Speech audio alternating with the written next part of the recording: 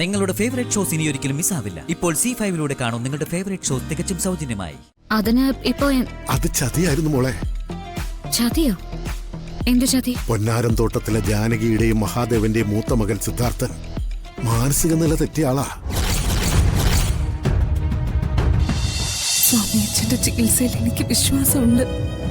പക്ഷേ ഋഷി ഇങ്ങനെ കിടക്കുന്നത് കാണുമ്പോ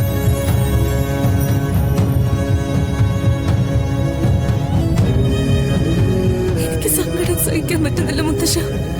മോളെ, മോള് വിഷമിക്കട്ട. ഇത് സമയദോഷമാണ്. കാലദോഷം വരുമ്പോ ഇതുപോലെ പലതും സംഭവിക്കും. അതിൽ നിന്ന് നമ്മളെ രക്ഷിക്കാൻ സർവേശ്വരന് മാത്രമേ സാധിക്കൂ. മോൾ ഈശ്വരനെ വിളിച്ച് പ്രാർത്ഥിക്ക. മുത്തശ്ശ, ചേച്ചി അവിടെ ഇല്ലേ? ചേച്ചിക്കൊന്ന് കൊടുക്കൂ. അവൾ എവിടെയുണ്ട്? ഞാൻ വിളിക്കാം. ദേവികേ, ദേവികേ. അവൾ ഇപ്പൊ വരും മോളെ. മുത്തശ്ശ, ഞാനവിടെ ഹോസ്പിറ്റലിലായിരുന്നപ്പോ ചേച്ചിയുടെ കല്യാണക്കാര്യത്തെ കുറിച്ചൊക്കെ എന്നോട് പറഞ്ഞിരുന്നു. എനിക്ക് സംസാരിക്കാൻ കഴിഞ്ഞില്ലെങ്കിലും എല്ലാം ഞാൻ കേൾക്കുന്നുണ്ടായിരുന്നു. തീരുമാനം എന്തായി? അപ്പോ മോളോട് അവളെല്ലാം പറഞ്ഞു അല്ലേ? എന്നോട് ചേച്ചി പറഞ്ഞത് സിദ്ധാർത്ഥേട്ടന്റെ വിവാഹാലോചനയ്ക്ക് സമ്മതം മൂളാൻ പോവാന്ന്. അഞ്ജിതയെ പെണ്ണ് കാണാൻ വന്നപ്പോ ഋഷിയുടെ വീട്ടുകാര് അങ്ങനൊരു ഡിമാൻഡ് വെച്ചു. അഞ്ജിതയും അഭിഷേകവുമായിട്ടുള്ള വിവാഹം നടക്കണമെങ്കിൽ ദേവികയും സിദ്ധുവും തമ്മിലുള്ള വിവാഹം കൂടി നടത്തി കൊടുക്കണമെന്ന അവരുടെ തീരുമാനം. അത് പറ്റില്ലെന്ന് ഞാൻ അപ്പൊ തന്നെ പറഞ്ഞതാ. അത് പറ്റില്ല. ആ ആലോചന നടത്തിയ ശരിയാവില്ല. പക്ഷെ നിന്റെ ചേച്ചി അത് കേൾക്കണ്ടേ? അവൾ ആനന്ദനോട് വിവാഹത്തിൽ നിന്ന് പിന്മാറാന്ന് പറഞ്ഞു. അഞ്ജിതയുടെ ജീവിതം അവള് കാരണം തകരല്ലെന്ന് കരുതി അവൾ പൊന്നാരം തോട്ടത്തുകാരുടെ ഡിമാൻഡിന് വഴങ്ങാൻ പോവാ. അതിന് നിൽക്കരുത്, അങ്ങനെ ഒരു തീരുമാനം എടുക്കരുതെന്ന് ഞാനൊരു 100,000 വട്ടം അവൾ ഉപദേശിച്ചതാ. പക്ഷെ അവൾ അതൊന്നും ചെവിക്കൊള്ളാൻ തയ്യാറാകുന്നില്ല. ചേച്ചി എങ്ങനെയെങ്കിലും ഈ തീരുമാനത്തിൽ നിന്ന് പിന്തിരിപ്പിക്കണം. പിന്തിരിപ്പിച്ചേ തീരൂ. അതിനൊരു കാരണമുണ്ട്. മനസ്സിലായില്ല. നീ എന്താ ഉദ്ദേശിക്കുന്നേ? സിദ്ധാർത്ഥേട്ടനെ കുറിച്ച് മുത്തശ്ശനോ ചേച്ചിക്കോ അധികം ഒന്നും അറിയില്ലല്ലോ. ഇല്ല. സിദ്ധുവേട്ടൻ സാധാരണ ആളുകളെ പോലെ അല്ല മുത്തശ്ശ. പിന്നെ മാനസിക നില തെറ്റിയ ഒരാളാ സിദ്ധുവേട്ടൻ.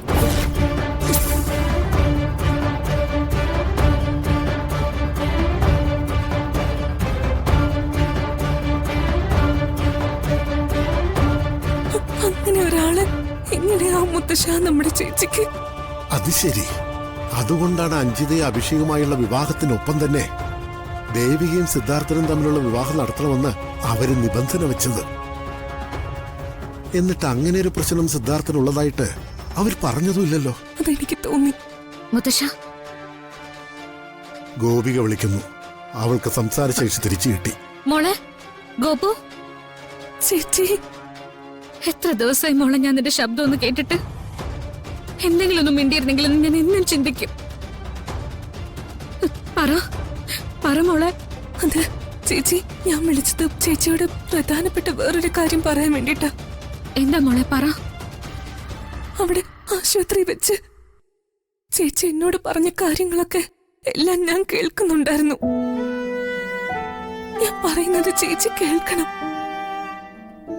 സിദ്ധുവേട്ടനുമായിട്ടുള്ള വിവാഹത്തിന് ചേച്ചി സമ്മതിക്കരുത്. മോളെ, അത് ചേച്ചി, അതൊരു മുതലെടുപ്പാ. ചേച്ചി അതിന് നിന്ന് കൊടുക്കരുത്. മോളെ, നീ എന്താ ഈ പറയുന്നേ? സിദ്ധുവേട്ടനെ കുറിച്ച് ചേച്ചിക്ക് ഒന്നും അറിയില്ല. അത് ചേച്ചി അറിയണം.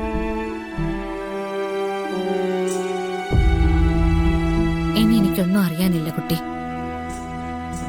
അങ്ങനെ പറയല്ലേ ചേച്ചി. ചേച്ചി അത് അറിയണം.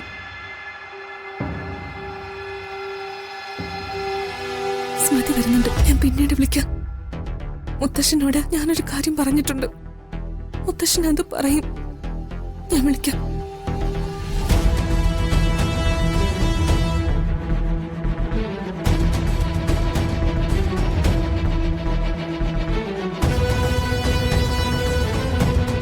മുത്തശ്ശ, ഗോപി എന്താ മുത്തശ്ശനോട് പറഞ്ഞത്? സിദ്ധാർത്ഥിനെ കുറിച്ച് ഞാൻ എന്ത് മനസ്സിലാക്കണമെന്നാ ഉദ്ദേശിച്ചത്?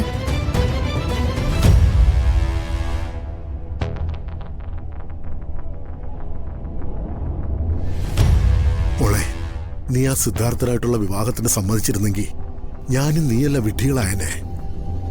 മനസ്സിലായില്ല. മുത്തശ്ശൻ എന്തൊക്കെയാ പറയുന്നത്? തെളിച്ചു പറയേ. അഞ്ജുവും അഭിഷേകവുമായിട്ടുള്ള വിവാഹം നടത്തണമെങ്കിൽ നീയും സിദ്ധാർത്ഥനുമായിട്ടുള്ള വിവാഹം നടക്കണമെന്ന് അവർ ഡിമാൻഡ് വെച്ചത് എന്തിനാന്നറിയാം മോൾക്ക്? അതിന് ഇപ്പോ അത് ചതിയായിരുന്നു മോളെ. ചതിയോ? എന്ത് ചതി? പൊന്നാരം തോട്ടത്തിലെ ജാനകിയുടെയും മഹാദേവന്റെയും മൂത്ത മകൻ സിദ്ധാർത്ഥൻ മാനസിക നില തെറ്റിയ ആളാ.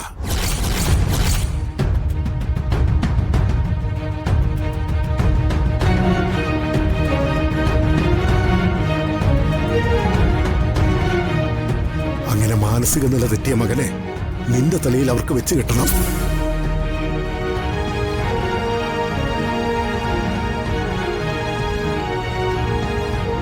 സിദ്ധാർത്ഥനുമായിട്ടുള്ള വിവാഹത്തിന് നീ സമ്മതിച്ചാൽ മാത്രമേ അഞ്ജുവും അഭിഷേകവുമായിട്ടുള്ള വിവാഹം നടത്താൻ പറ്റുകയുള്ളൂ എന്ന് അവര് വാശി പിടിച്ചതിന്റെ കാരണം ഇപ്പൊ നിനക്ക് മനസ്സിലായല്ലോ.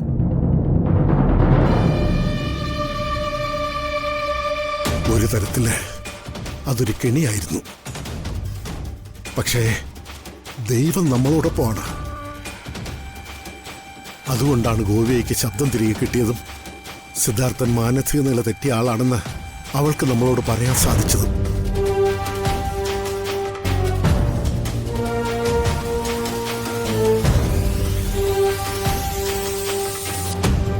ഇപ്പോഴെങ്കിലും നീ ഒന്ന് മാറി ചിന്തിക്കാൻ.